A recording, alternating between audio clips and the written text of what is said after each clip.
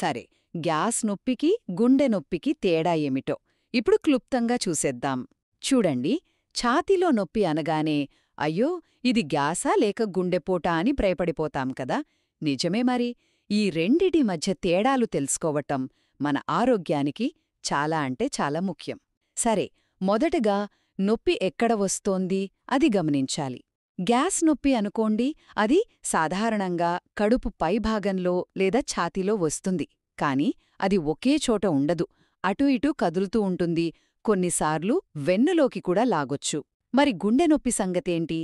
ఇది ముఖ్యంగా ఛాతి మధ్యలో లేదంటే ఎడమవైపున ఏదో బలంగా అదిమినట్టు ఉంటుంది. అండ్ ఇక్కడితో ఆగదు, ఇది భుజాలు, మెడ, దవడ, ఆఖరికి ఎడమ చేతిదాకా పాకుతుంది.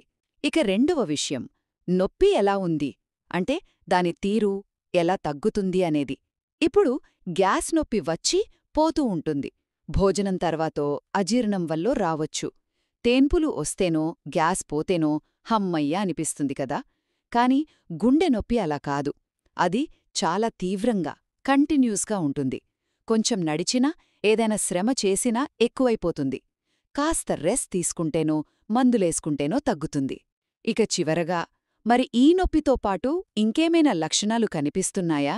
చూడండి, గుండె నొప్పితో పాటు ఊపిరాడకపోవటం, విపరీతంగా చెమటలు పట్టటం, కళ్ళు తిరగడం, వాంతి వచ్చేటట్లుండటం ఇలాంటివి కూడా ఉంటాయి.